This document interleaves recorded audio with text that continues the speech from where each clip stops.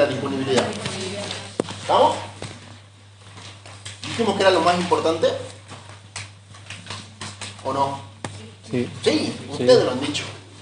Es lo más importante. Si es lo más importante, bien, dije, hay muchas cosas importantes, pero tomamos como más importante la remuneración,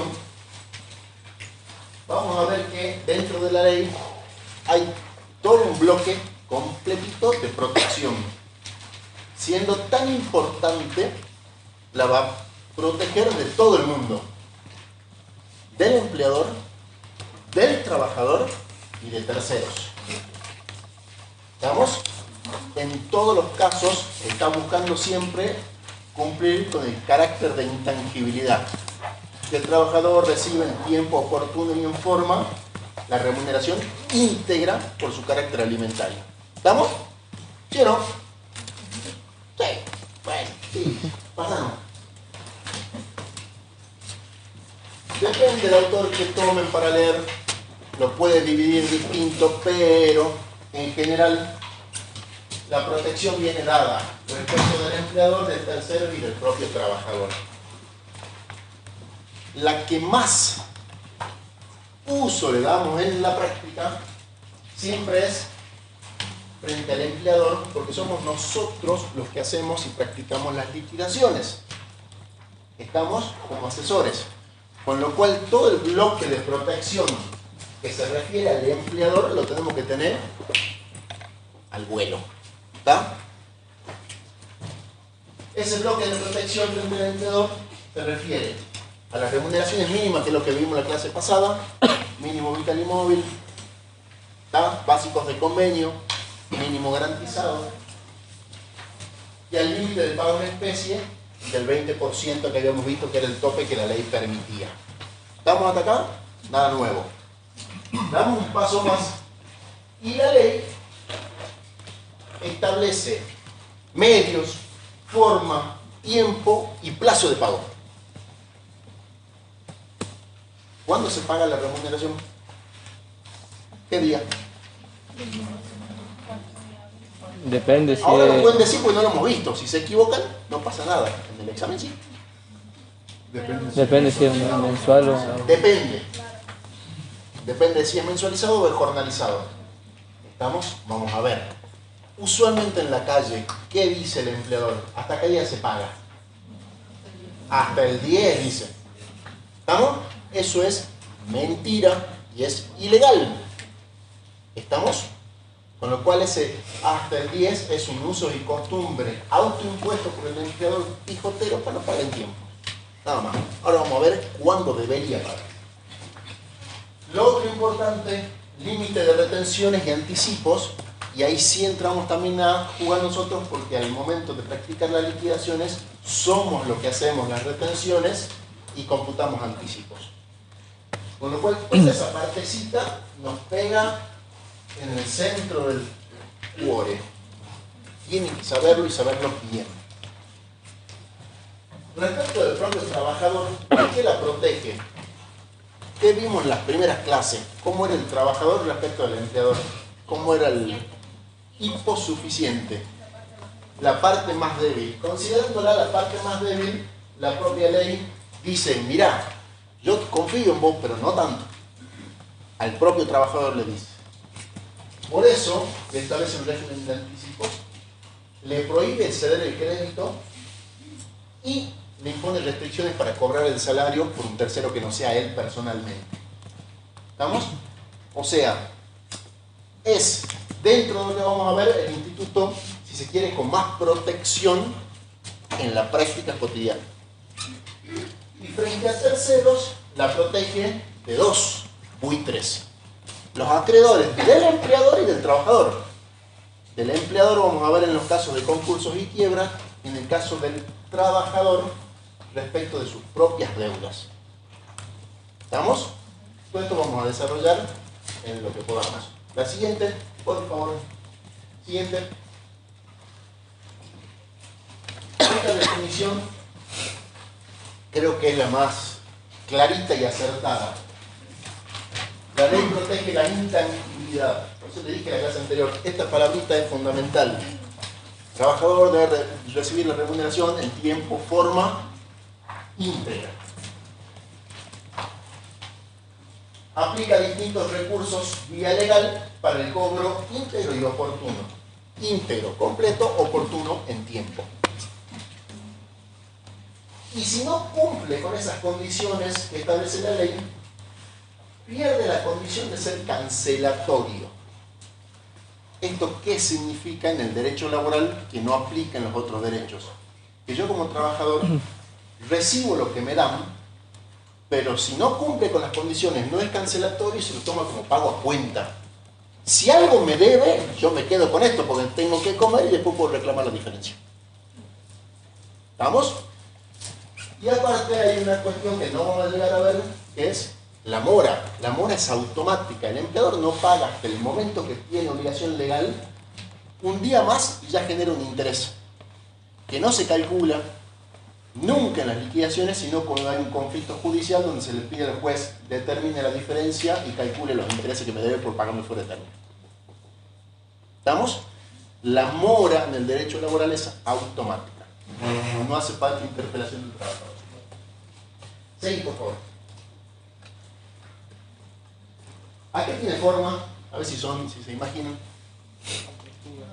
Bien, una tortuga es para que no se les escape la tortuga. Malísimo. Es una tortuguita. El caparazón de la remuneración y cada uno en la cabeza y las patitas, todo lo que la ley prevé para protegerla, cuando debería ser al revés, pero queda bonito.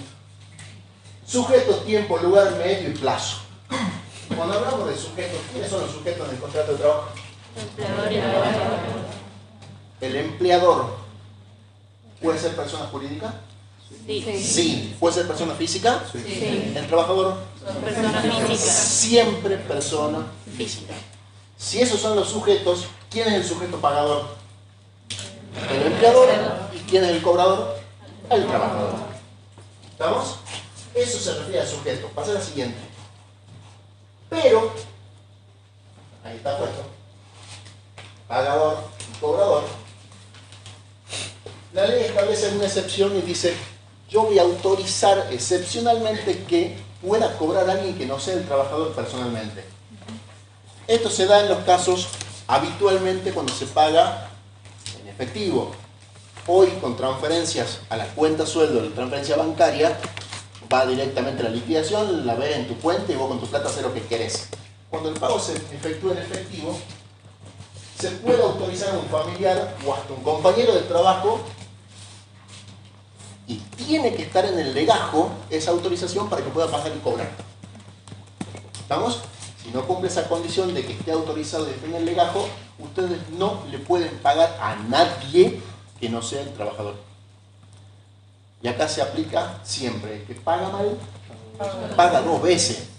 Si ustedes le pagan a alguien que no correspondía, le van a tener que pagar al trabajador de vuelta esa remuneración. ¿Estamos? Y en el caso del pagador, la ley autoriza en caso excepcional también, en situaciones de contratación o subcontratación, esto es muy inusual, pero está permitido, que un tercero solidario, que no es el empleador principal, cancele la obligación salarial. Por eso habla de casos de contratación o subcontratación donde hay una responsabilidad solidaria. ¿Sería como el deudor solidario? Solidario, sí. Si hay un deudor solidario y él quiere sacarse de encima el peso que puede ser peor, hace el pago y después le repite al empleador principal. Pero la ley autoriza que es posible eso. ¿Estamos hasta acá? ¿Sí o no? Son las únicas excepciones. Paga el empleador, cobra el trabajador y esos dos casos, nada más. ¿Estamos? Hoy vino la esposa porque dice que el sábado tomó de más en la cancha y no puede venir a cobrar porque todavía está medio. ¿Le podemos pagar? No. Salvo que él, en su sano juicio, la hubiese autorizado, pero tiene que ser una imposibilidad real. No porque ese día se levantó descompuesto y no puede ir a trabajar y encima no puede ir a cobrar. ¿Está? Estas son las cosas que ustedes tienen que tenerlas clarísimas al momento del pago. Siguiente. Tiempo. los periodos de pago. ¿Sí? Cuando hablas sobre que tiene que ser una imposibilidad, a pesar de que figure en el legajo, pero no es una justificación, no se le realiza pago. Yo no me pago. Yo no me pago. Si no hay imposibilidad real y acreditada, el único que puede cobrar es él. A pesar de que figure en el legajo. Sí. ¿Cuál es la situación más común? Cayó en Cana el fin de semana y justo cobraba el lunes. Si no dejó autorizada a la mujer, porque tiene que ser familiar directo, acreditado en el legajo y autorizado, no hay que pagarle a nadie, hay que esperar que salga y darle la plata. Ah, entonces sí, familiar directo, porque usted hace un rato dijo un compañero. También se podía. También se puede. Familiar directo o compañero de trabajo. Ahora, ¿cuál es el riesgo de dejarle al compañero la plata? ¿Quién le va a dejar que cobrar? ¿Vos le dejar a alguien que vaya a cobrar por vos? Yo ni loco, ¿no? Es una declaración interna que queda en el legajo. Queda en el legajo, ¿sí? Y el empleador puede solicitar que la firma sea legalizada, ¿sí? A ese nivel protege la remuneración. ¿Estamos? ¿Está bien? Seguimos. Periodo de pago. El periodo no es lo mismo que plazo. El periodo son los momentos y el plazo es el hasta cuándo, el vencimiento. Simplemente dos. Hay una tercera que son los pagos por a destajo o unidad de obra. Eso no lo vamos a ver porque no lo aplicamos realmente. Pero al mensualizado, ¿qué se calcula? El vencimiento del mes calendario. Y respecto del jornalizado, semana o 15. ¿Tá? Ese es el plazo, el periodo de tiempo. ¿Sí? ¿Por qué me dice esto la ley? ¿Por qué se le va a ocurrir? Pues yo tengo que tener un periodo para saber qué ha pasado ahí adentro de ese periodo y poder hacer una liquidación. ¿Qué es lo más habitual? Horas extras. Entonces me dice, si el personal es mensualizado, usted utilice el mes calendario y lo que haya pasado de horas extras dentro del mes calendario lo tiene que pagar dentro de ese mes. ¿Está? Ahora vamos a ver cuál es el plazo para hacer el pago. Siguiente. El plazo. 4 días hábiles para el mensualizado o el quincenal y 3 días hábiles para la semanal. ¿Qué son días hábiles? Lunes, viernes, Pero que no sería bien. pero no feriados. Sí, sí, sí. Agosto, ¿cuándo cae 31? Volver al anterior. Por favor. Agosto dice, para hacer el cálculo, toma el mes calendario. ¿Agosto cuándo cierra? El 31 de agosto. ¿Hasta cuándo puedo pagar? Siguiente. Esa remuneración. Hasta el 4 de septiembre. Domingo. No. Lunes es 2. Martes es 3. Miércoles es 4. Jueves es 5. Pero días hábiles fueron 4. el jueves. Ese es mi plazo legal para el pago. ¿Estamos de acuerdo cómo se computa? Ahora, otra pregunta. Dijo de lunes a viernes. ¿Y si la empresa los sábados abre y trabaja habitualmente, es día hábil o no? Para mí sí. Para mí es un día hábil, lo cual es más beneficioso porque te trae un día más próximo el pago de la remuneración. ¿Estamos?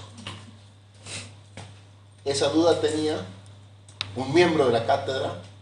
Me preguntó, che, ¿cuáles son los hábiles? Y si trabaja el sábado, para mí es hábil. ¿Por qué? Porque también los va a computar para la vacación. ¿Estamos? Hábiles. ¿Cómo?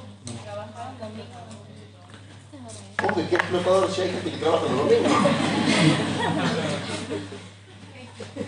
La tarde. ¿Quiénes trabajan los domingos? Restaurantes, hoteles, enfermerías, hay comercio como el shopping que abre los domingos, las estaciones de servicio, supermercados, ¿qué más? Todo abre el domingo prácticamente. Los clubes, farmacia, todo. Pero eso no corresponde. Pero eso no es día hábil en la generalidad. Porque normalmente el que trabaja un domingo lo hace como en la condición de franquero, se llama. Eso lo vamos a ver con jornada. Lo hacen trabajar solamente sábados y domingos para cubrir el descanso del que trabaja de lunes a sábado hasta las 13. Sí. ¿Estamos de acuerdo? Sí. Porque Es franquero, porque lo cubre el franco semanal. ¿Está? Pero si pueden trabajar los domingos, ¿cuál es el problema? Ustedes pues no quieren trabajar nunca. ¿Vamos hasta acá? claro, porque lo protege, digamos, el fin de semana, que es el sábado a las Exacto. 13 y tiene 24 horas después.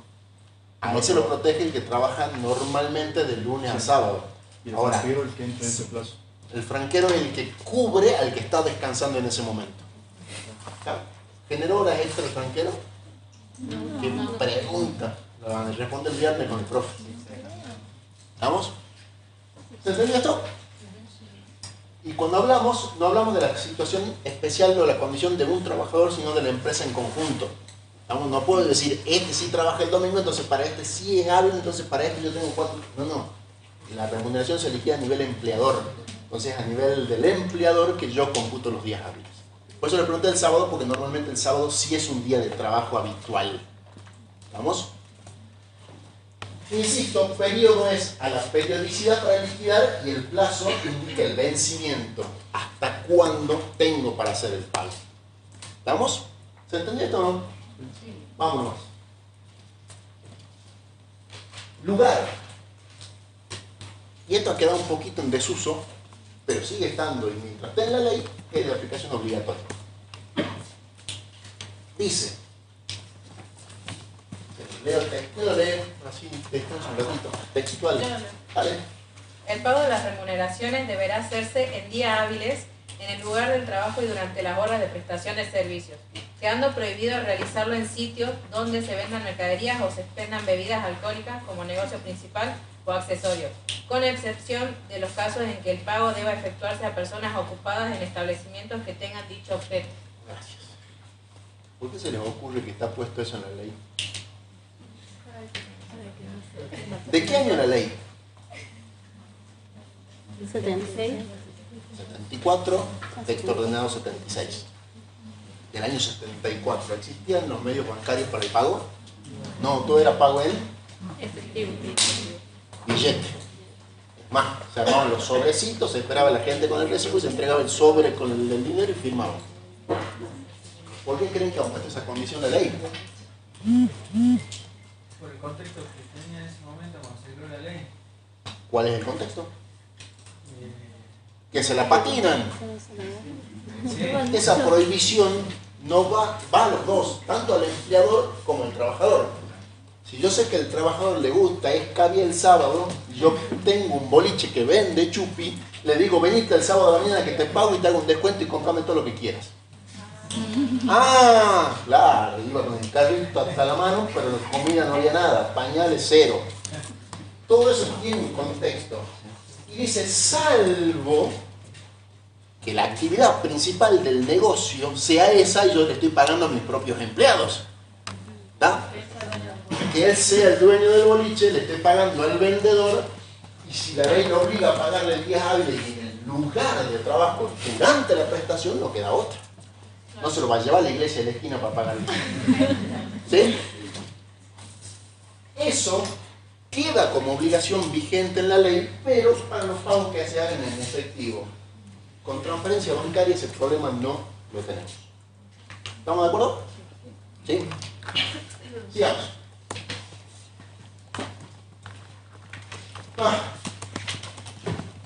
Medio de pago. ¿Cómo debo hacer la cancelación de la remuneración? Se supone que ustedes estudiaron, hicieron la liquidación, ya tienen el recibo y tienen el neto a pagar. La ley le dice, bajo pena de nulidad, ¿qué significa bajo pena de nulidad? Que no tenga efectos jurídicos. Si no tiene efectos jurídicos, no es cancelatorio, por lo cual el trabajador lo puede volver a reclamar.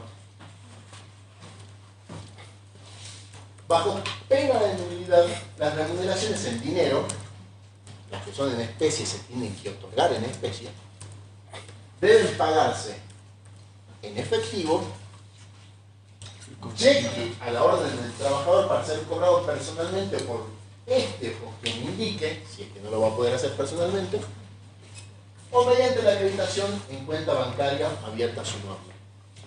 Vamos a ver los problemas. Cuando habla de efectivo, ¿a qué se refiere? Moneda de curso legal. ¿En Argentina cuál es? Todavía el peso. ¿Está? No está en principio autorizado el pago en moneda extranjera. ¿Se hace? Sí.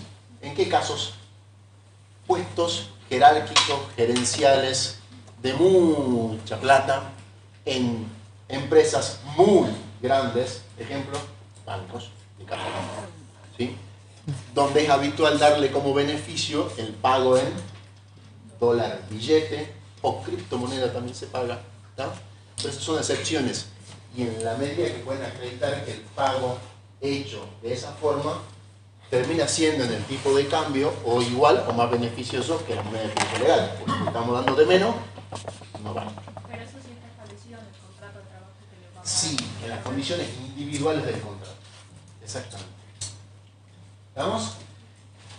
El cheque se hace, pero no es lo más común, salvo que queramos tener la firma del trabajador por algo y que haya sido registrada en el banco y que en el cheque esté puesto el ganchito. Y lo más habitual hoy por hoy es la acreditación en cuenta. ¿Cuál es el tema? La acreditación en cuenta, como obligación, viene dada por una resolución del Ministerio de Trabajo. ¿Puede una resolución establecer algo contrario a la ley? No, y la ley en ningún lado dice que sea con transferencia bancaria. Esto se tomó como válido, pero siempre subsiste el derecho del trabajador a decir: yo quiero mi billete uno arriba del otro, no me habrá cuenta de nada. ¿Cuándo sirve esto? Ahí está pues. En todos los casos el trabajador podrá exigir que la remuneración sea abonada en efectivo. Si se llega a dar esa situación, ¿qué necesito tener? Confeccionar, recibir, comprobante. Necesito tener en el legajo la constancia documentada con fecha y hora donde el trabajador dice: yo quiero la plata en efectivo, no me hagas cuenta. ¿Por qué?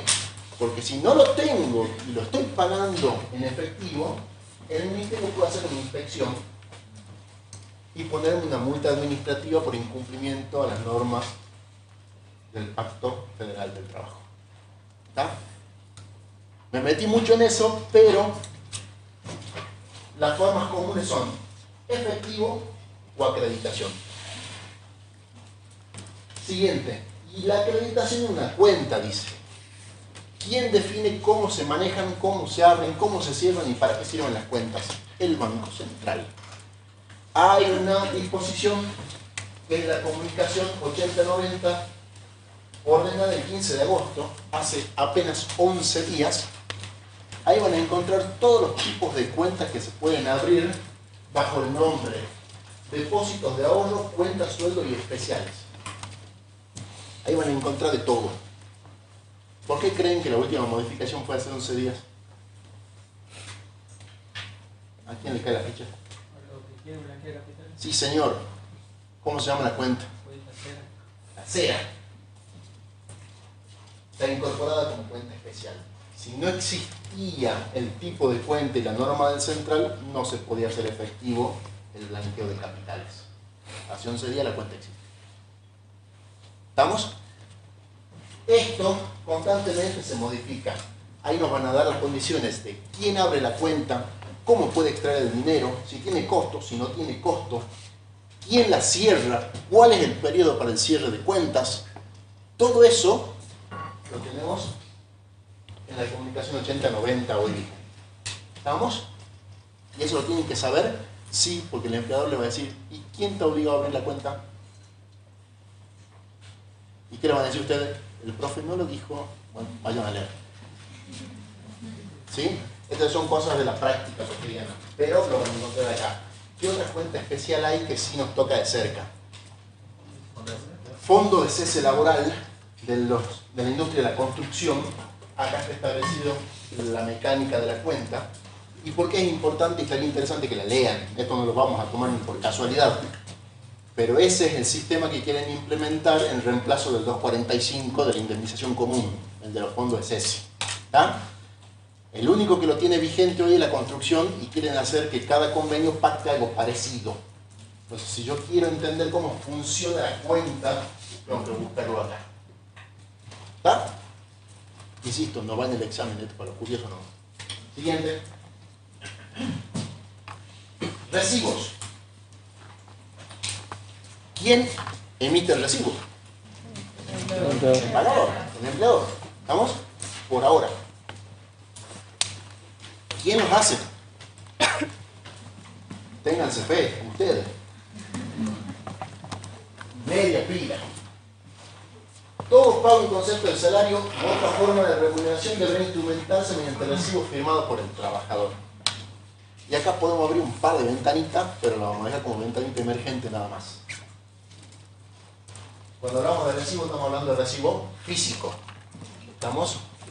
Existe norma de firma digital que permite que esos recibos ya no sean físicos y que los podamos enviar como un PDF bajo recepción con firma digital para que quede eso con constancia en el legado, que no necesite la firma hológrafa. Eso como detallecito. Otra cuestión es que debe ser con doble ejemplar. ¿Por qué? Uno entrego al trabajador con la firma del empleador y el otro me lo quedo con la firma del trabajador en el legado. ¿Tienen que ser iguales? Sí, más vale que tienen que ser iguales. ¿Ustedes firmarían un recibo que no es igual? La condición de doble ejemplar le da esa transparencia de decir, yo firmo que recibí esto porque vos tenés la otra copia. ¿Estamos? Ahora, muchos empleadores dicen, no hace falta que firme el recibo. No me mandes todos los meses el montón de recibos para hacer firmar. Sí tengo la transferencia del banco. ¿Qué les parece? No, ¿qué? Sí, no sé. ¿Por qué? No es lo mismo porque ahí no te dicen la acreditación del banco si es pago de remuneración. Claro, no está planteado el concepto. Sí. Lo que se queda del banco, ¿qué es? Simplemente una constancia de transferencia de dinero que el empleador dice que es en concepto de remuneración, pero el recibo ¿qué acredita? ¿Qué estoy pagando? ¿Qué periodo? ¿Qué estoy liquidando? ¿Qué estoy reteniendo? ¿Estamos? No existe el uno sin el otro. Uno prueba el pago, el otro prueba el contenido. ¿Vamos? Profe, ¿hay algo del artículo 140 de contenido necesario? Sí. Les dije al principio, la ley no dice cómo se liquida, ni cómo se hace el recibo. Lo puedo hacer vertical, lo puedo hacer horizontal, lo puedo hacer cruzadito, lo puedo hacer con papel de calcar, con el original y el duplicado. Sí. ¿Puedo hacerlo en Excel y imprimirlo? Sí. ¿Puedo hacer con el recibito del almacenero? Sí. La ley ahí no dice nada, pero tiene que cumplir que sea firmado por el trabajador, que sea en doble ejemplar y que tenga el contenido mínimo que dice el 140. Obviamente que son datos identificatorios del empleador y del trabajador. Es lo fundamental, ¿sí?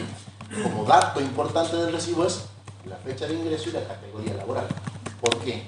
Porque me canta la antigüedad y me canta el básico del convenio y etiqueta convencional. Dale. ¿Sí? Siguiente. Les decía que la ley bases no nos modifica el proceso de liquidación, pero va metiendo algunos condimentos. ¿Qué es lo que hizo? Esto lo vimos la otra vez. Cuando estaba la relación o contrato de trabajo registrado, que es lo que modificó la ley 24013. El mismo artículo, ahí lo tienen en el recuadrito, dice: la autoridad de aplicación asegurará un mecanismo ágil, simplificado y diferenciado para la confección de los recibos de sueldo en el sistema de registración, especialmente para la empresa hasta 12 trabajadores inclusive. ¿Alguien acá liquida casas particulares? Lo ha hecho, lo ha visto, se lo ha hecho a una tía, se lo ha hecho a la abuela, se lo ha hecho a sus propios padres, a sí mismo. ¿Sin miedo? ¿Nadie? ¿Y qué están haciendo? Nada, yo vi. Bueno, en el sistema de AFIP, para el registro de casas particulares, que es un régimen especial, las empleadas domésticas o empleados domésticos, AFIP tiene implementada la herramienta del recibo para ser confeccionado en la plataforma de AFIP. Ahora, ni es ágil y ni es simplificado. Porque ya han pasado casi 10 años desde que eso está vigente y hay un montón de situaciones que en una liquidación AFIP no las tiene previstas. Al principio no podemos poner conceptos en negativo y le decimos, che, tengo que descontar obra social, ¿cómo querés que lo ponga? ¿En rojo? Modificar el sistema para que podamos poner menos en la obra social. Después ya lo pone directamente por descarte en negativo. Pasa el tiempo. No tenés previsto que pueda cargar el concepto de horas extras. Ah, dijo AFIP, ¿que también le pagan horas extras? Sí. Ah, bueno. Meses. Che, pagamos el aguinaldo. No tenés el concepto de SAC. Ah, ¿también aguinaldo? Sí, también aguinaldo. Otro concepto. Entonces uno entra y tiene desplegado los conceptos que quiere pagar. Pero esto fue un prueba-error. Jamás fue ágil y jamás fue simplificado. Y eso lo quieren mandar a empresas chicas. Imagínense la complejidad de hacer una liquidación y después pretender que eso lo llevemos al sistema de arriba. Cuando el que está del otro lado es un programador, no un liquidador. Veremos a dónde llega. Pero cuidado con esto porque en algún momento esos recibos que nosotros generamos desde nuestros sistemas en la oficina lo vamos a terminar haciendo desde la página web. Y esto se encadena con cosas. Pasaron cosas. El recibo sale de la página. El 931 lleva la información del recibito mezclado con el libro de sueldo. ¿Qué significa? Que nos van achicando el margen para poder hacer cosas raras. Los que hacen cosas raras. ¿Sí? ¿Por qué? Imagínense que AFIP no existe. El recibo puede decir una cosa, el libro de sueldo puede decir otra, el 931 puede decir otra. ¿Sí? Sí, son tres cosas distintas. Lo que está buscando AFIP es unificar los tres para que salga información única. ¿Estamos? Estas son picardías de los años que están acá. No las tomen. Escuchan nomás. Siguiente. Profe, Sí. con respecto a lo que era la anterior, entonces, si el empleador transfiere lo que es la remuneración, con más razón tendría que pedir lo que los recibos y todo. Tienen que estar los recibos firmados. Sí. Ahora, en su sano juicio, ningún trabajador va a firmar un recibo que no coincida el neto con lo que recibe en la cuenta. Eso se queda de maduro. ¿Vamos? Adelanto de sueldo. Decíamos que era parte de la protección. ¿Qué pasa si yo le digo a ustedes, tienen liberado pedirme plata cuando quieran? ¿Les conviene tener la plata hoy o trabajar y ganarla todos los meses? Hoy. ¿Cómo que depende? Yo las quiero todas juntas ya. Bueno, usted. ¿Por qué? Un buen administrador le hace un uso financiero, le saca un interés, un alguito, algo hace. El mal usador del dinero, ¿qué hace? Se la patina. No es un término técnico, pero eso pasa. Pero, dice la ley, como excepción al principio de intangibilidad, yo voy a permitir los adelantos. Pero como facultad del empleador, no una obligación. ¿Por qué? Por esta cuestión financiera. El empleador está obligado solamente a satisfacer la obligación principal, que es la remuneración con el periodo que vimos y con el plazo de vencimiento que vimos. Con lo cual él no está obligado a adelantarme ningún pago. Ahora, ¿yo puedo pedirlo? Sí. ¿El empleador puede decirme que no? Sí. ¿Puede decirme que sí? Sí. Si da lo que hay el empleador, me pone condiciones. Nunca podrá ser mayor al 50% de la remuneración de un periodo de pago. Es decir, yo solamente podría pedir como adelanto la mitad de lo que ya cobré. Un medio mes. No más. Salvo casos de especial urgencia y gravedad, donde yo podría pedir más y yo, empleador, podría otorgar más. ¿A alguien se le ocurre algo? ¿Un caso? Sí. Eso es gravedad y urgencia. Ahora, si es el propio trabajador el que pasa esa situación, ¿ustedes le adelantarían plata? No, porque si se muere se lo cobran Magoya. ¿Saben quién es Magoya? Esto está solamente por una cuestión de protección. Aparte, ese trabajador, si se le ocurre, renuncia y se manda a mudar y yo ya le adelanté 2, 3, 4 meses, ¿Qué hago? Chao, ¿pagaste mal? Problema tuyo, empleador. ¿Vamos? Siguiente. Siempre ese importe del 50% debe ser por el valor bruto sin descuentos. Es el cálculo que hicimos en la clase anterior, ¿sí? El básico, los adicionales, me dio un importe bruto. Ese adelanto no puede ser mayor al 50% de eso. Las retenciones que correspondan se van a hacer cuando haga la liquidación de la remuneración principal, cuando cierre el mes, o la quincena, o la semana, y la vaya a pagar. Ahí meto el anticipo y recién hago las retenciones. ¿Se entiende esto? ¿Sí o no? Se lo descontamos cuando vamos a liquidar la remuneración principal. ¿Okay? Y la otra condición es que tiene que tener las mismas formalidades que cuando hacemos la liquidación normal. Recibo, doble ejemplar, con el contenido mínimo y pagándolo como pago la obligación principal. Si habitualmente le pago en efectivo, el adelanto lo hago en efectivo. Si habitualmente pago por transferencia, hago la transferencia. ¿Estamos? Eso como recomendación. ¿Se entiende esto? Es simplemente protección. Para el empleador, para no pagar y que ese trabajador desaparezca y haya perdido plata, y para el trabajador, para que no malgaste el fruto del trabajo. ¿Sí? Siguiente. ¡Qué bostezo! Bien ahí. Tranquila, tranquila. ¿Cómo tomo mi lista todavía? ¿Cómo vamos? Bien. ¿Bien? Bien, cansado. Hasta acá vimos en remuneraciones el concepto. Vimos principales, accesorias. Vimos por la forma de calcularla, por tiempo, por rendimiento. Todo eso suma. Ahora vamos a ver todo lo que puede restar. ¿Cuál sería la regla general? No se puede restar nada por el principio de intangibilidad. ¿Vamos? Salvo lo que la ley autorice. ¿Vamos? ¿Es lo mismo retención, deducción que compensación? No es lo mismo. ¿Alguien sabe la diferencia? Es curioso, hermano. No estamos tomando examen. ¿Alguien sabe la diferencia entre retener, deducir o compensar?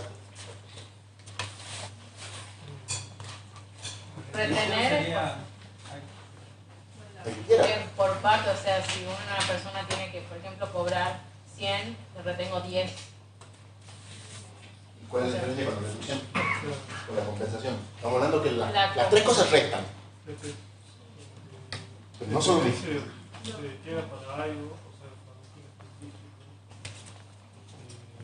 Puede ser. La retención es cuando actúa como agente de retención para depositar su fondo a un tercero. Bien. Esa es una retención. Yo me lo imagino en un recibito. Si me permite. Lo vamos a ver ahora sobre el final. Lo hagamos vertical al recibito. Vamos a tener todos los datos. Y acá vamos a tener la remuneración bruta. Vamos a tener un renglón de retenciones. Y vamos a tener el neto. El problema está en qué momento se practica uno y otro. Para mí, no le leí en ningún lado. La retención es a nivel de, una vez que esté liquidado, yo actúo como agente de retención legalmente designado, que son los casos que vamos a ver para jubilación, obra social y PAMI, o sindicales. Deducciones, en realidad, viene a corregir el valor de la bruta, y hay un caso sencillito: la inasistencia injustificada.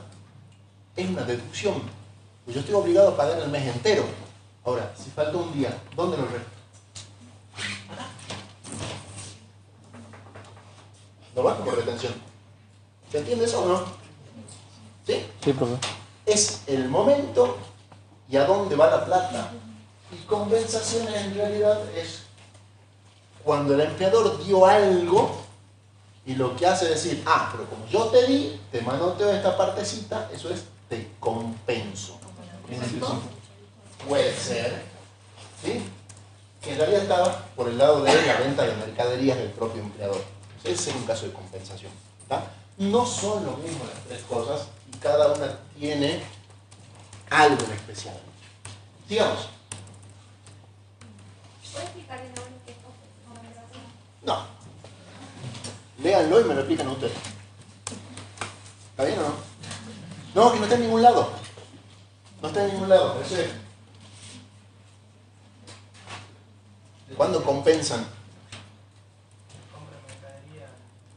El que yo dije, que es chistoso, está con... Me estás choreando en mis propias caras. En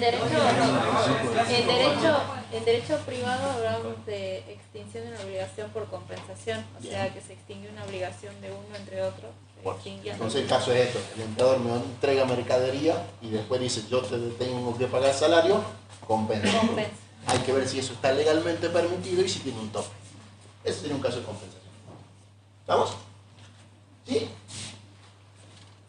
Ahora, pasar de la remuneración bruta a la remuneración neta es calcular globalmente la remuneración primero, que es lo que vimos en la clase pasada, y definir que ese valor bruto o nominal no es el que recibe el trabajador en el bolsillo.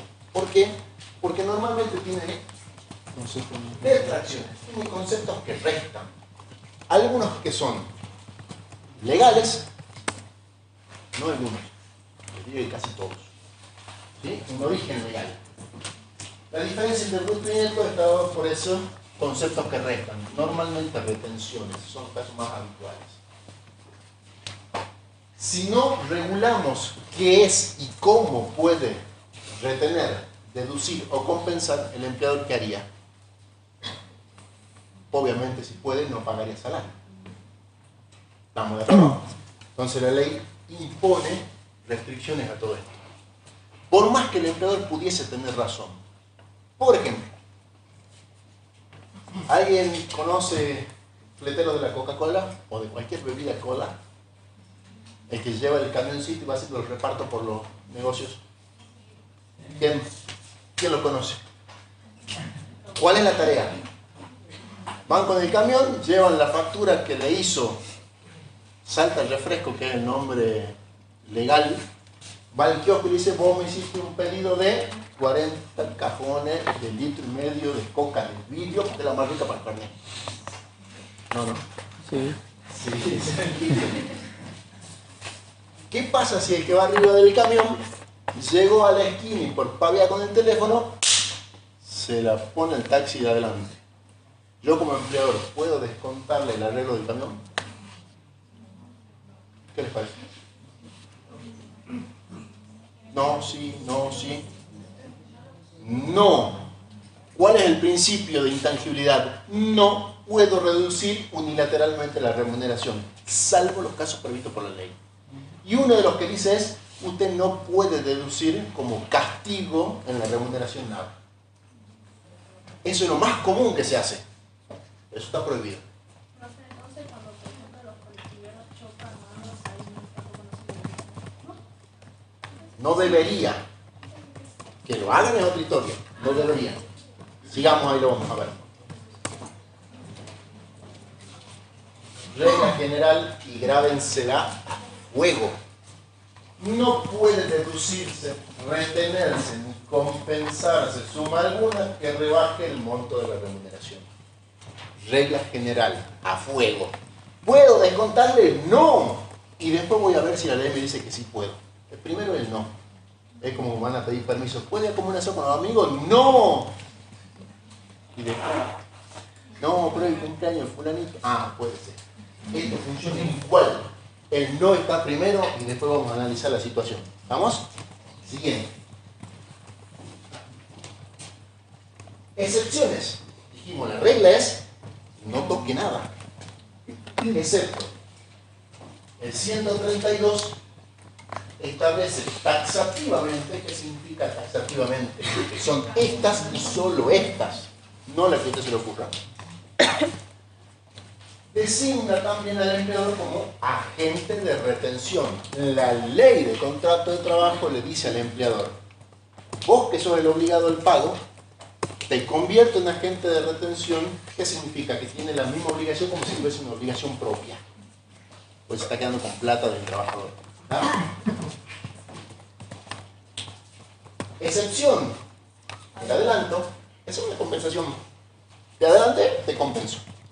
¿Está permitido? Sí, porque la ley dice podés hacer un adelanto con las condiciones que vienen. Retención: aportes jubilatorios y obligaciones fiscales a cargo del trabajador. ¿Cuál es la única obligación fiscal que va en el recibo por ahora? Ganancias, el impuesto a las ganancias. ¿Por qué? ¿No vieron tributario todavía, no? ¿O alguien sí? El impuesto a las ganancias no vieron nada, no escucharon nada, no saben nada. Ah, bueno. Es por ahora la única carga fiscal que va en el recibo. Fiscal pura, ¿no? Porque supera. ¿Pero por qué?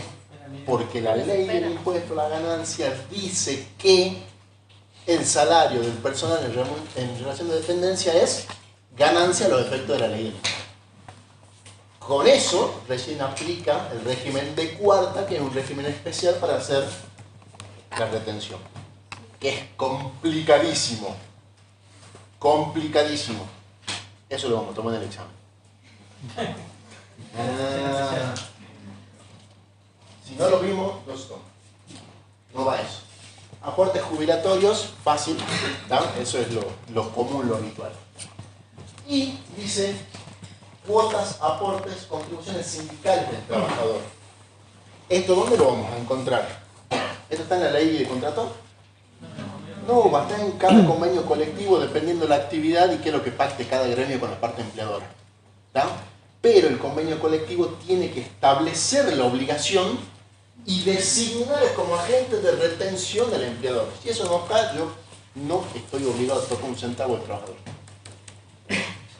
Eso es lo que estaban tratando de meter con el decreto de necesidad de urgencia, que no pasó el filtro de ni la Cámara ni la Corte, y salió al final la ley bases sin tocar la parte de las contribuciones solidarias de los sindicatos. ¿Tá? ¿Por qué? Porque decía, si no hay una autorización expresa del trabajador, usted no le puede tocar un centavo. A los sindicatos les decía eso. Y obviamente los sindicatos salieron con los tapones. Que no están afiliados le ponen la ayuda solidaria. La solidaridad. Sí. ¿Estamos hasta acá? Con el siguiente lo queda más claro. ¿Qué está permitido o admitido? Las tres que ustedes ven con verde, que tienen allá en la llavecita, eso es lo que nosotros llamamos descuentos de ley. Esto lo tiene el 99% de los trabajadores en relación de dependencia en el marco de la ley de contrato de trabajo. ¿Tá? Entonces, si en los ejercicios nosotros le decimos lleva descuentos de ley, ya saben que va el 11 a la jubilación, el 3 a familia y el 3 a obra social. Sí o sí. ¿Estamos? Eso está admitido. ¿Qué más está admitido? Dijimos, los sindicales según el convenio. También están admitidos los embargos. Dijimos por qué era. ¿Cuál era la palabra que me dijiste? Relativo. ¿Por qué? Porque puedo hacer una deducción por embargos, pero que excedan el mínimo vital inmóvil. El mínimo vital inmóvil es intocable. Claro, a mí se me viene un ejemplo cuando se hace lo de la pensión alimentaria, se hace un embargo, por ejemplo, si no quiere pagar padre, le embargan el sueldo al abuelo. Pobre abuelo. Pero pasa. Pero pasa. Lo vamos a ver hoy día. ¿Sí? Hay varios casos y hay casos más extremos que ese. Lo otro admitido, impuesto a las ganancias. Esas son las cosas que por ley se pueden retener, compensar o deducir. El adelanto también, lo vimos hace un rato. ¿Tá? ¿Se entendió esto de que si decimos descuento de ley son esos tres?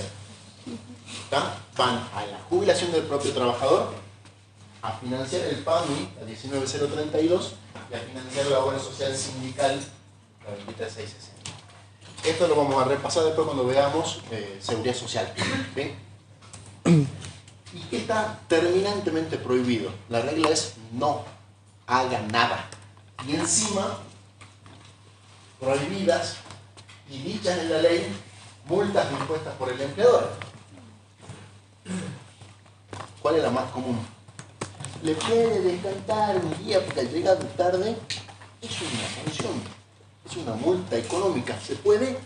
No. ¿Sí?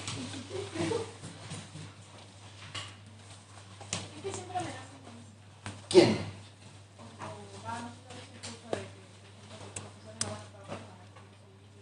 Yo trabajo. El otro día vinimos con el paro, así que no pueden decir nada. ¿Cuál es la obligación principal? El pago de la remuneración íntegra y en tiempo y forma. ¿Estamos de acuerdo? El convenio colectivo puede plantear, por ejemplo, un adicional por presentismo, lo que hemos visto en el ejemplo de la clase anterior, un 10% del básico. ¿Qué premia eso? El llegar todos los días y en horario normalmente. Premia la puntualidad y la asistencia. ¿Sí? Ahora, ¿qué pasa si no se presenta a trabajar? O llega reiteradamente tarde. Pierde el adicional, cae de maduro. Ahora, ¿yo puedo encima descontarle días porque llegó tarde? No. ¿Por qué? Porque eso sería una sanción o una multa económica del trabajador y eso está prohibido. ¿Qué descuento yo en todo caso? El día no trabajado por inasistencia injustificada. Y aparte eso me habilita ¿a qué? A una sanción disciplinaria. Son dos cosas distintas que caminan por dos carriles distintos. ¿Vamos? ¿Sí o no? No puede entregar mercadería en parte de pago, tiene que pagar en dinero o imputar hasta el 20% pago en especie. No puede cobrarle el uso o empleo de herramienta.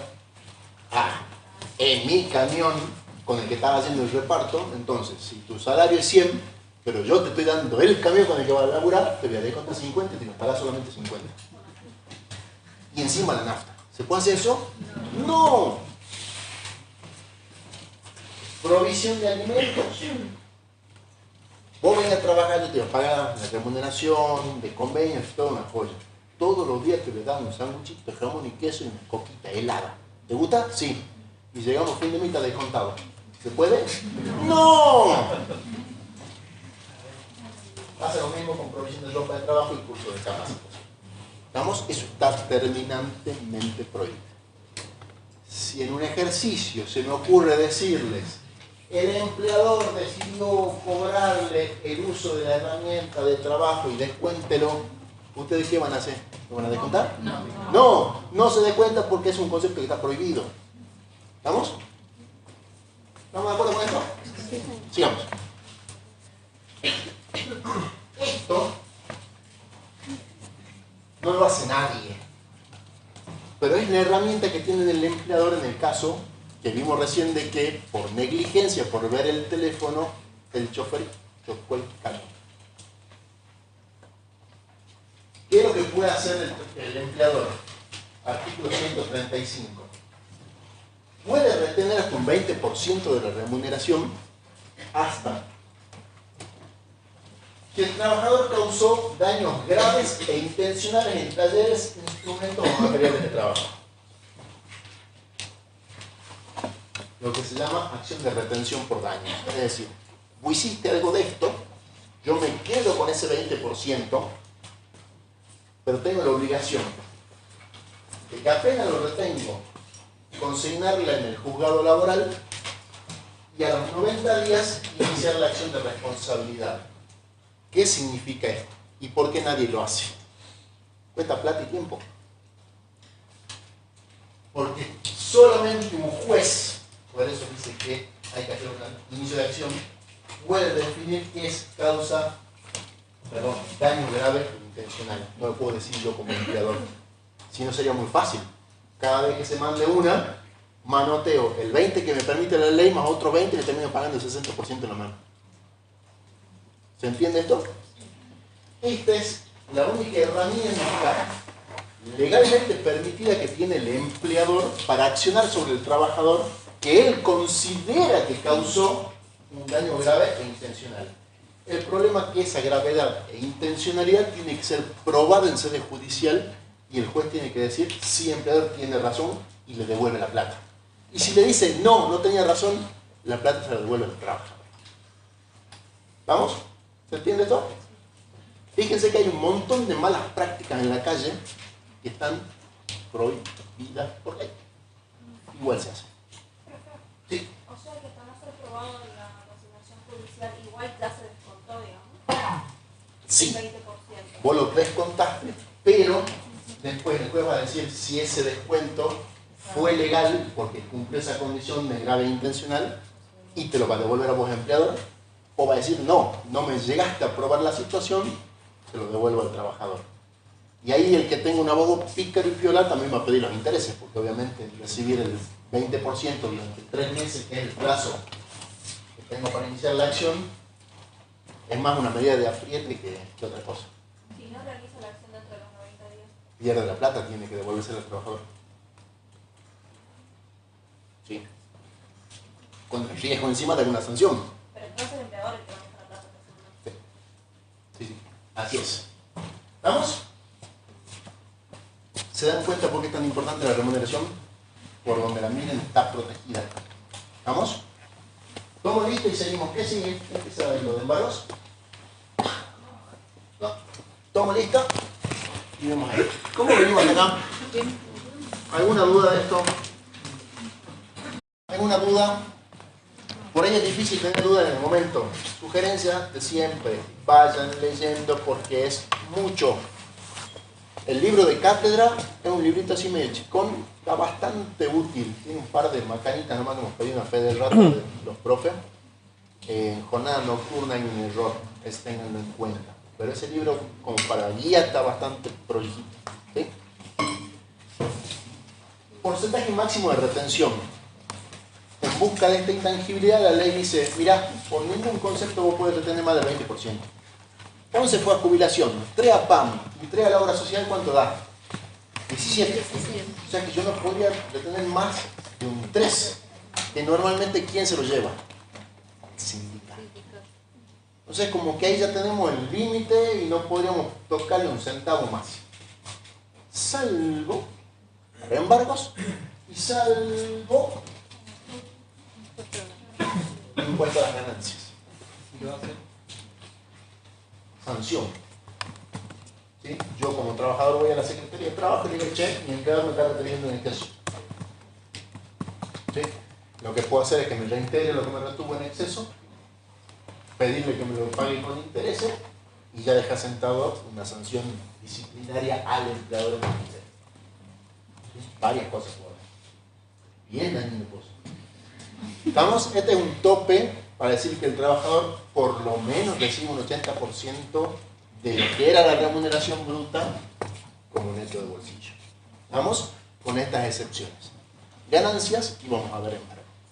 Siguiente, por favor. Ponme un segundito. Esto, si bien está previsto en la ley, la propia ley mete la pata en una situación particular donde a veces ese 20% no se cumple, pero todos hacen la vista gorda. ¿Qué caso se les ocurre? Tiene que ver con una modalidad de contratación.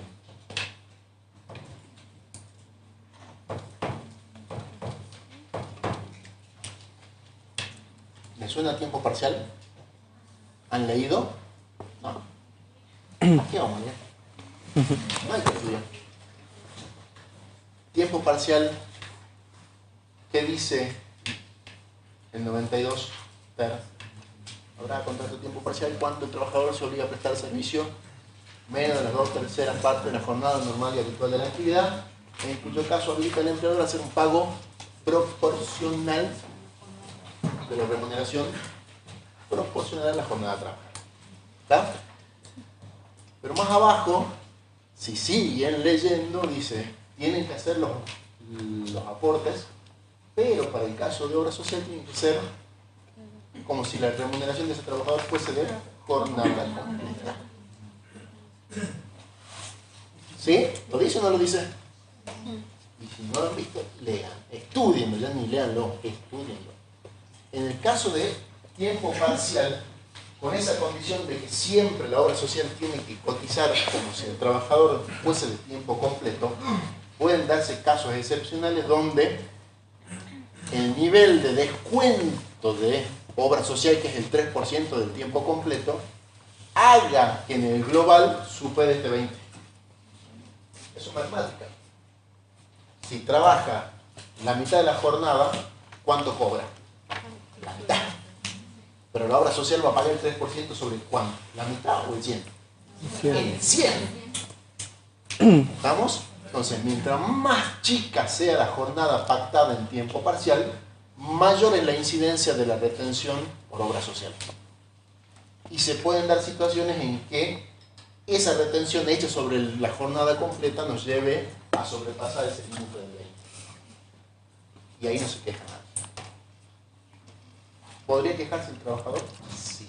Pero si se queja, se queda sin cobertura de obra social. Entonces todo el mundo sale. ¿Ah? Sigamos. Esta parte queda en el material y lo leen. No me interesa. Estamos hablando de la ley de concursos y quiebra y los tipos de privilegios que tiene el crédito laboral. Eso lo van a ver en concursal. En los parciales no lo vamos a pedir. Y en el final, si a alguno de los abogados se les cruza, puede ser. Yo no lo voy a preguntar. Pasa nomás, son dos. Sí, quiero que lleguemos a la parte. Condena judicial por deudas. Esto habíamos visto tres ramitas al principio. Protección frente al empleador, frente al trabajador y frente a terceros. Cuando hablábamos de terceros decíamos, acreedores del empleador, sería el caso de concursos y quiebras, donde por deudas del empleador mi crédito alimentario está protegido en la ley de concurso. Esos serían los dos fines anteriores. Y el otro eran los acreedores del propio trabajador. ¿Está? Eso es lo que vamos a ver ahora y vamos a ver cómo se calcula. Fundamental saber calcularlo bien. ¿Vamos? Esto sí lo pedimos en los finales y en los parciales. ¿Qué es el embargo sobre la remuneración? Primero, es una retención o retenciones, porque puede ser más de una. Está en juego el salario del trabajador en relación de dependencia y es en virtud de una obligación fijada en sentencia judicial y por juez competente. Yo no voy a hacer un embargo porque me llegó una notita de Garbarino diciéndome, no me fue a pagar, quedarte con la plata y yo el lunes la paso a buscar. No funciona así. El embargo es legal en la medida que sea fijada por sentencia y por orden de un juez competente. ¿Estamos? ¿Qué significa? Que cuando nos llega el oficio, a nosotros no le llega al empleador, llega un oficio del juzgado diciendo, usted empleador de fulanito de tal, en su carácter de empleador y pagador de salarios en relación de dependencia, y porque su trabajador no me pagó a mí, retenga. ¿Vamos?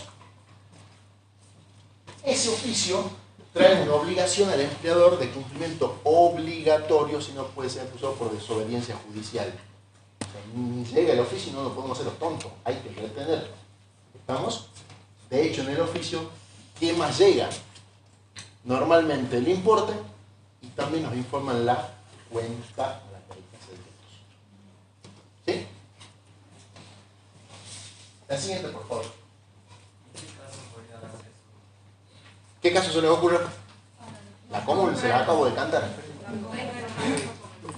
¿Sí? Las compras a crédito en las casas de electrodomésticos es lo más común. Dejé de pagar las cuotas en Ribeiro, Garbarino, Frávega, Megalítón, de Musimundo y todos esos. ¿Qué hace la empresa? Se presenta en el juzgado comercial y le dice, tengo un crédito impago de fulanito, ejecuto. El juez verifica el título, dice que corresponde y nos llega el oficio diciendo, sí, retenga en las proporciones de ley. Y eso es lo que ve ahora. Ese es un caso. ¿Qué otro caso hay condena judicial por deuda? Préstamos. También. Es lo más común. Electrodomésticos y préstamos. Y otro, la cuota alimentaria. ¿Son lo mismo? No. ¿Se retiene igual? No. Eso es lo que vamos a ver hoy día. ¿Está? ¿Alguna duda? Normas que regulan el embargo. Primero, el 120 establece, lo vimos, la inembargabilidad del mínimo vital y móvil, no de toda la remuneración. Por eso decimos que es relativa la inembargabilidad, porque hay una porción que sí podemos tocar. Dice, salvo deudas alimentarias. En el caso de deudas alimentarias, el juez va a decidir, bajo su criterio, cuánto considera razonable que le tiene que sacar al trabajador para darle en manutención del hijo. Al hijo. ¿Estamos? Con lo cual ahí me está dividiendo las aguas. El embargo comercial corre por una vía y el embargo por alimentos por otra. El embargo por alimentos es el juez el que va a decir el cuánto. ¿Sí? El 147 establece la cuota de embargabilidad y dice sujeta a reglamentación. La ley en sí misma no dice cómo. ¿Dónde está el reglamento? En el decreto 484 del año 87. Ese decreto es el que dice cómo hay que hacer el embargo comercial. ¿Estamos? No por deuda alimentaria, el comercial. Y el 149 establece la embargabilidad de las indemnizaciones. Con lo cual, puedo embargar remuneración, puedo embargar aguinaldo y puedo embargar indemnización. ¿Se embargan igual? No. Si no, sería muy fácil. Bien. ¿Estamos hasta acá?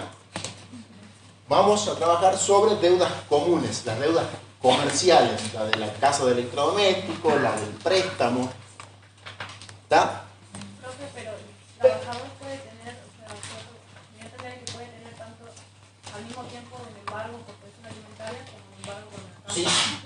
Podría quedar hasta solo el salario mínimo vital móvil que tenga para cobrar. No necesariamente. Ya vamos a ver. Sí pueden haber embargos simultáneos. La biblioteca dice una cosa y de este lado dice otra. Vamos a ver las dos situaciones y en cuál me paro yo normalmente. Ya lo vamos a ver. Cuando hablamos de deuda común hablamos de estas deudas de origen comercial. Dejamos de lado todo lo que es cuota alimentaria. ¿Estamos de acuerdo hasta ahí? No hablamos de cuota alimentaria. Se aplica sobre bruto, bruto, bruto. No se retiene sobre esto. ¿Vamos? Primer detalle. No sobre el neto, sobre la remuneración bruta. Y, obviamente, las indemnizaciones. Dice, serán inembargables en la proporción resultante de la aplicación del mínimo vital y móvil vigente a la fecha de cálculo.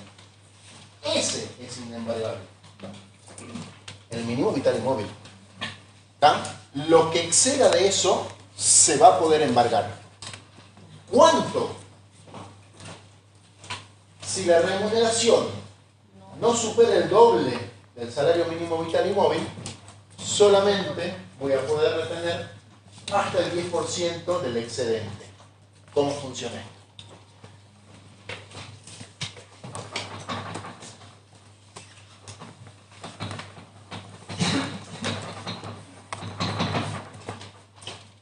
Mucho ruido. Yo tengo la remuneración bruta.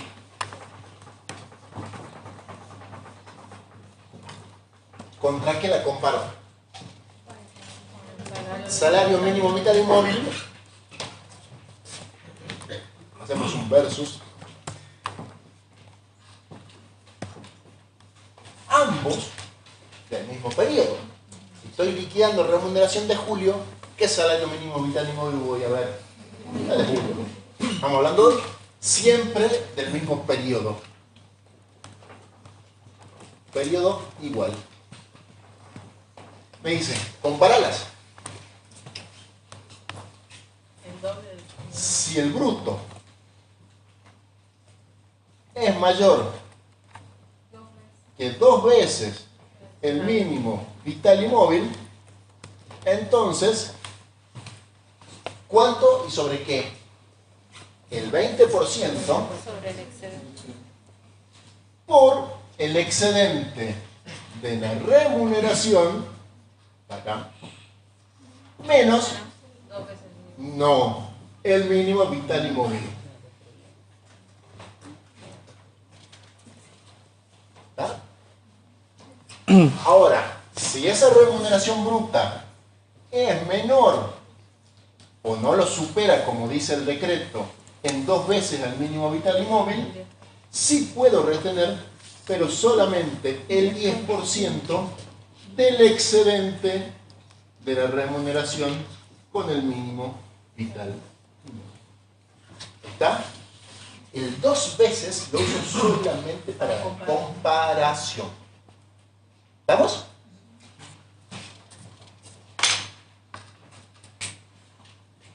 El 2 veces solo para la comparación.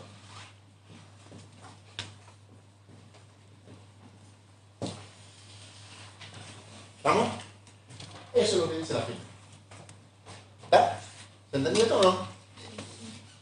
Solamente para comparar, no para calcular. ¿Está? Siguiente. Respecto del aguinaldo, ¿qué hemos dicho que es el aguinaldo? A mitad de la mayor remuneración. Si con la remuneración del mes comparo el salario mínimo vital y móvil con el SAC, ¿qué voy a comparar? Medio mínimo vital y móvil. Entonces para el SAC se aplica exactamente lo mismo, nada más que este cálculo ya sea el 50%. Eso dice ese cálculo. Entonces tenemos que el SAC supera 2 veces el salario mínimo vital y móvil a la mitad, aplico el 20% del excedente del SAC menos sobre 2. ¿Está? Saquen la tabla. Profe, Sí. si el SAC es de abril, lo comparo con el salario mínimo de abril. De abril. ¿Qué va a ser de abril?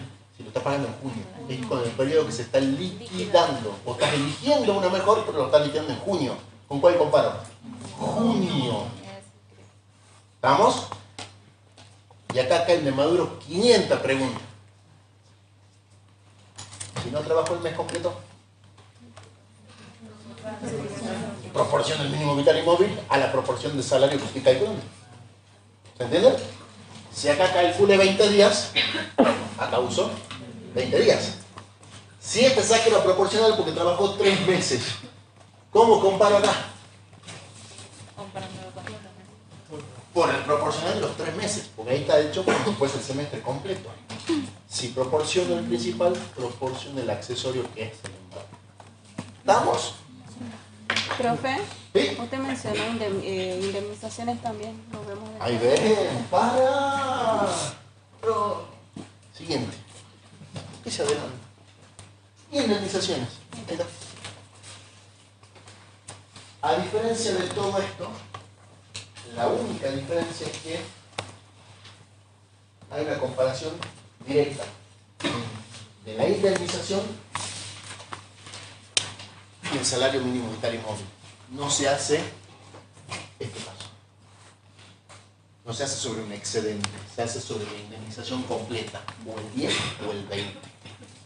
Si la indemnización no supera el doble, el 10%. Si la indemnización supera el doble, el 20% sobre la indemnización, no sobre el excedente. ¿Se entiende esto? Tenemos 3 situaciones: remuneración del mes, aguinaldos e indemnizaciones. 3 casos distintos, 3 respuestas distintas. ¿Estamos? Algunas cuestiones con esto. Siguiente, por favor. Lo vamos a ver ahora como un ejercicio. ¿Sí? Quiero llegar a eso. ¿Qué más, aparte del mínimo vital y móvil, es inembargable Los beneficios sociales del 103 bis, lo vimos como no remunerativos la clase anterior. Asignaciones familiares, prestaciones de la ley de riesgo de trabajo y lo que cobra por el fondo de cese laboral cuando el pago es en efectivo en el mes de egreso. Eso no lo vamos a ver, pues no vamos a llegar a ver regímenes especiales. Pero sí, normalmente cuando el trabajador tiene un accidente de trabajo enmarcado en la ley 24557 y venía teniendo regularmente una retención por un embargo común, automáticamente detengo el embargo y le tengo que avisar al juzgado, che, dejé de retener porque está cobrando vía ley de riesgo y no remuneración. Cuando se reincorpora el trabajo, sigo reteniendo. Y una pregunta bien tonta. Si el juez me dice retenga 100 y mi cálculo me da que puedo retener 500, ¿cuánto retengo? 100 es lo que tengo que retener, no puedo retener de más. ¿Estamos? ¿Sí? Seguimos. Y ahí termino, lo vamos a ver el ejercicio. Deuda por alimentos. Corten, saquen el USB. Hasta ahí fue deuda por embargo común y con comerciales. Alimentaria. Se excluye de la regla general de límite porque es el juez el que va a decir cuánto.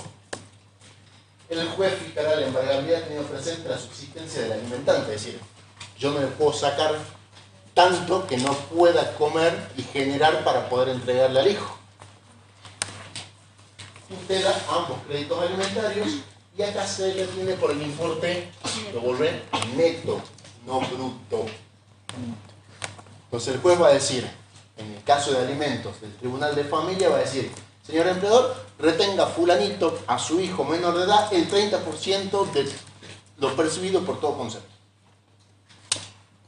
Tengo que hacer yo la liquidación normal, llego al neto, saco el 30% en el mismo recibo, eso va al juzgado y la diferencia del trabajador.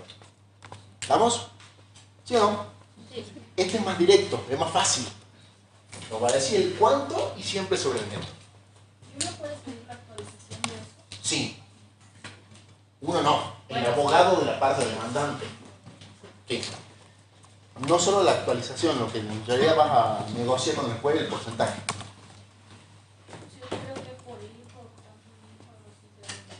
No sé, yo esto lo cuento en todas las clases. Tengo un trabajador con 5 hijos, con 5 mujeres distintas y con 5 maridos.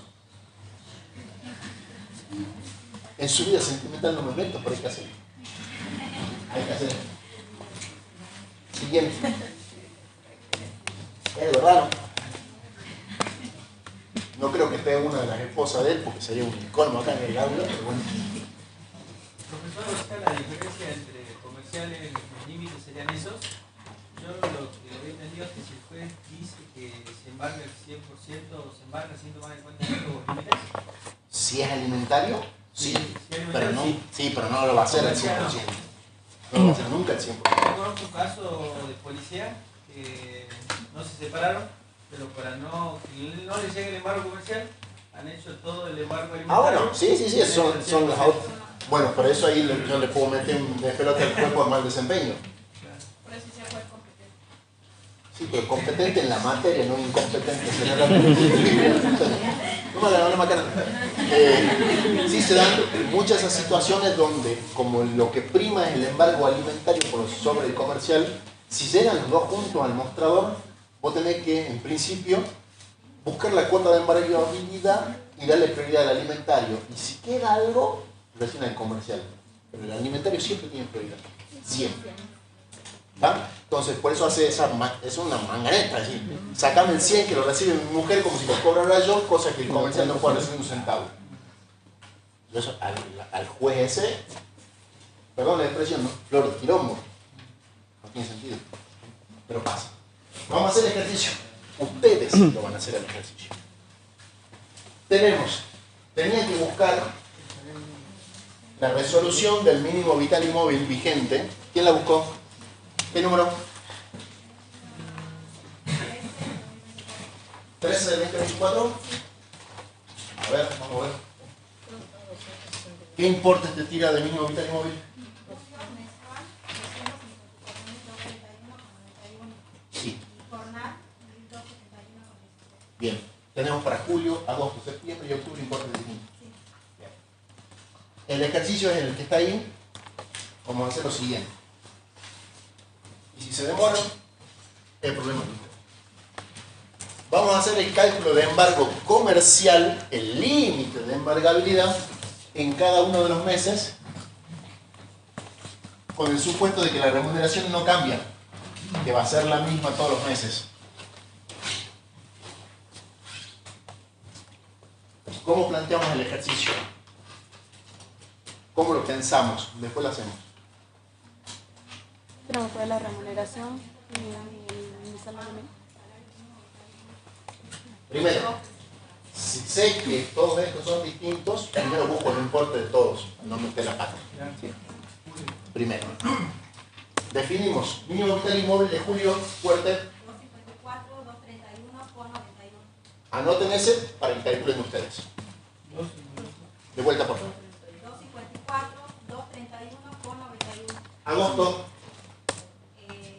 268, 056, con 50. septiembre, 271, 571, con 22. octubre, Esa es la doctora. ¿por qué?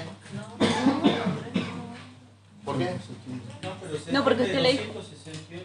Ah, que lo dejó mal. No es que usted dijo agosto y entonces yo empecé dictando agosto. No, dije julio. Vos anotabas agosto. ¿Qué pasó con septiembre? ¿El mismo? Julio, profe. Ah, cuando fui yo. 254, Claro. 231. ¿Julio? Julio. Julio 254, 231, con 91. Por eso después no aprueban los parciales. Meten el número que se les vienen gana por no decir una guarangada. ¿Estamos? Agosto de 262, 432, con 93. 262, 1432, con 93. Ahí está. Sí, agosto. Septiembre, 298, 268, 056 con 50. y octubre. 271, 700, Bien. ¿Puede pasar que tenga el mismo valor? 570. Sí puede pasar. Si la resolución me dio el dato hasta agosto y yo no tengo nuevo dato, septiembre uso el de agosto, octubre uso el de agosto. ¿Se entiende esto? ¿Sí o no? Sí. Esto que tengamos todos los meses un importe distinto es inédito, es la primera vez que pasa. ¿Quién obliga esto? A que todos los meses tengamos que actualizar los sistemas de liquidación. Todos los meses. Ya tengo ese valor. Supongo una remuneración constante. Primera pregunta. ¿La remuneración supera el mínimo vital y móvil? Sí, porque no podría estar pagando menos para una jornada completa legal. ¿Sí? Por eso es lo que le dio la compañía. ¿Qué hago primero con julio? Piensen, no hagan nada. Comparo. ¿Qué comparo? El doble. ¿Qué comparo? Remuneración del mes de julio por su valor bruto. ¿Cuánto es? 500 Contra 2 veces el dos salario. veces el salario mínimo vital y móvil de julio. ¿Cuánto de eso? 508.463. ¿El salario supera en 2 veces el mínimo vital y móvil? Sí, pues. Sí, porque Si es 530 contra 508, ¿lo supera o no? Sí. ¿Cuánto puedo retener? 20% de qué? De 530 menos de un mínimo vital y móvil, no del doble. ¿Estamos? Ah, ¿así era? ¿Quiénes han rendido ya los finales y no lo han sacado? ¿Quién rindió final? 55.153. Dijimos 530 menos, ¿cuánto es el mínimo vital y móvil?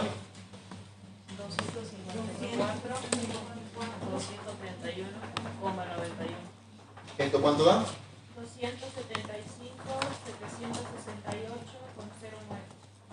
A esto puedo retener hasta el 20, ¿cuánto da?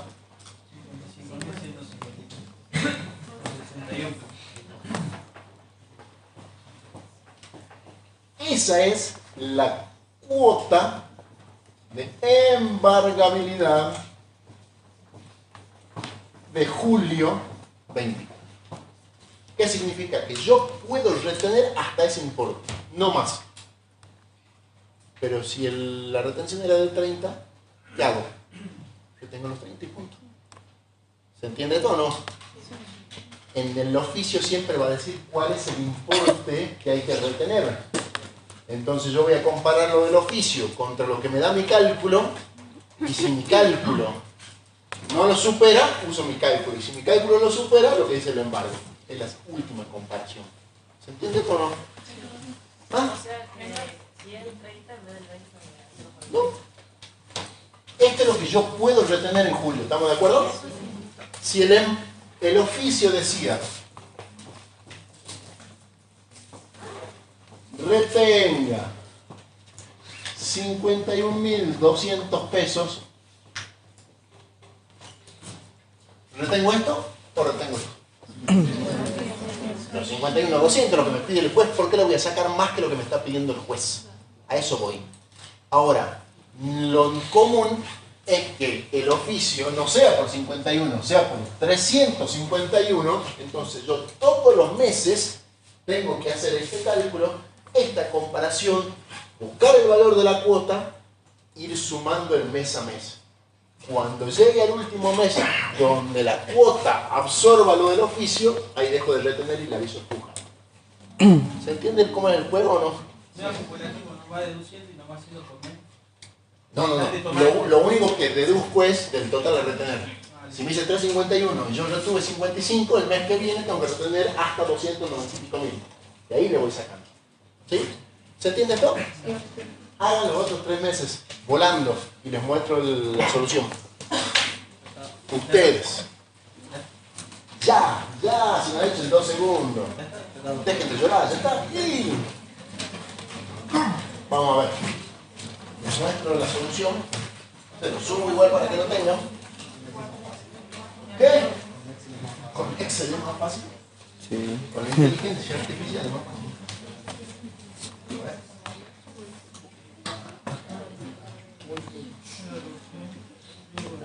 Ahí tiene.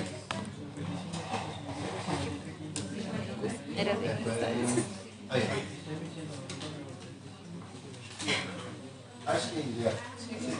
¿Sí? Fíjense cómo lo planteé como cuadrito para que quede claro. El bruto, el mínimo vital y móvil, el doble, que es lo que tengo que comparar, me pregunto si supera o no el doble, y si dice que sí es el 20 y si dice que no es el 10. ¿Sobre qué? El excedente. ¿Está? Sí. No tiene más ciencia. Lo complicado de esto en todo caso es cuando haya que proporcionar, porque no se trabaja por el mes completo. En el mes que hay aguinaldo se hace sobre las dos cosas, pero sabemos que el aguinaldo vamos a tomar sobre la mitad. Si hay indemnizaciones, ¿estamos? Ese es el procedimiento, no hay forma de perderse si lo han entendido. ¿Está? ¿Estamos acá? Sí. Y el otro ejercicio sencillísimo que les dejo, lo quieren hacer ahora, lo resuelven. A esto llegamos en la clase anterior, ¿verdad? ¿Sí? Hicimos el básico de mayo, proporcional los días de trabajo, porque ingresó el 15, creo que habíamos puesto. Trabajó junio, julio y agosto. ¿Estamos?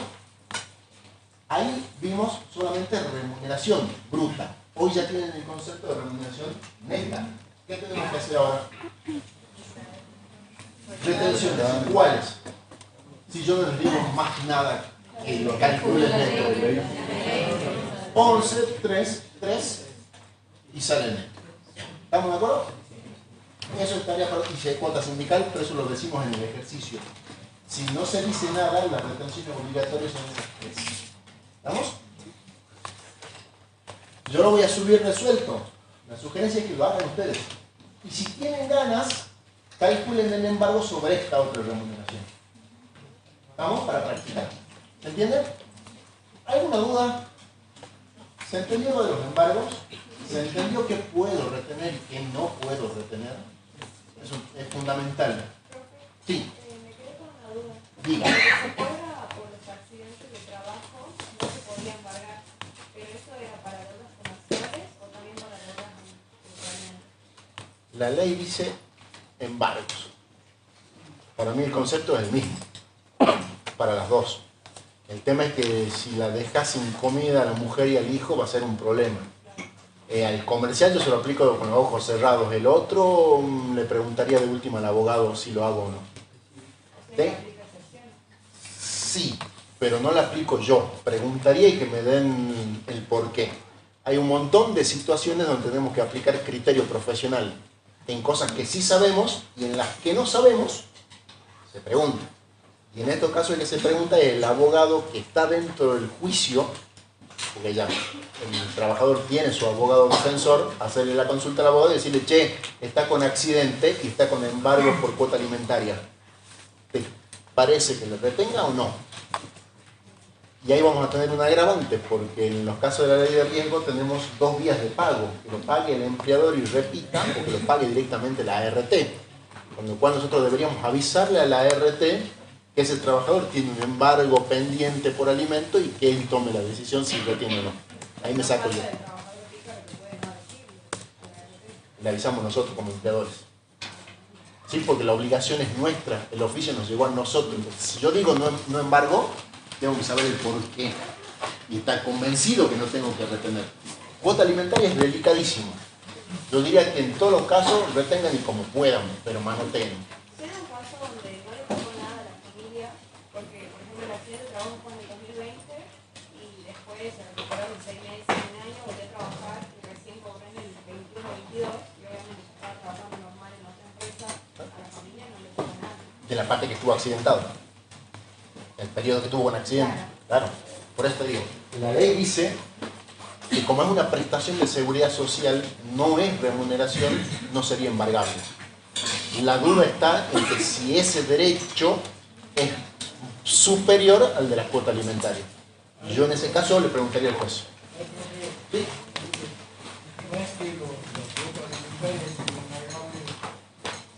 ¿Cómo? La cuota sí, lo que estamos planteando es el embargo sobre el salario en caso de accidente y enfermedad profesional, no de la cuota de embargabilidad. La cuota sí es embargable, la mujer la recibe 100%, eso no hay duda. El tema es que si está accidentado y lo que cobra no es salario, si sobre eso corresponde o no. Yo me animo a decir que sí, igual por escrito, asesor legal, informe paso a seguir, no es una decisión mía. ¿Alguna duda? Sí.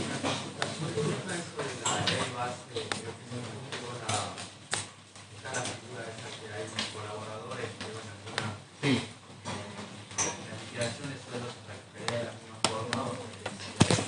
Primero, la figura de los colaboradores no está reglamentada y han dicho que sale esta semana de reglamentación para ver cómo va a ser operativo eso.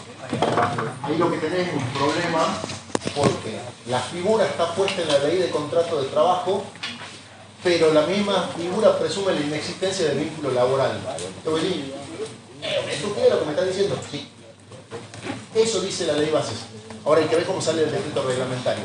El problema que están diciendo es, vos, persona física, vas a ser probablemente monotributista y en vez de tener 3 personas en relación de dependencia, vamos a hacer de cuenta que te facturan a vos como colaboradores y también van a ser monotributistas. Es un engendro. Eso el filtro de la justicia no lo va a pasar. Muy probablemente. Pero, mientras esté vigente y lo reglamenten, el empleador lo va a manotear porque es lo más barato. El tema va a ser la instancia siguiente. El primero que se plante en la justicia y diga, che, los míos de relación de dependencia, meten en el convenio y dan los beneficios del convenio, ¿por qué estaba facturando? Y se cae de maduro que había relación de dependencia. Eso va a ser complejo. Pero todavía no está reglamentado, veamos cómo sale esta semana. ¿Algo más? Sí. Por ahora sí, no penalizó cambio.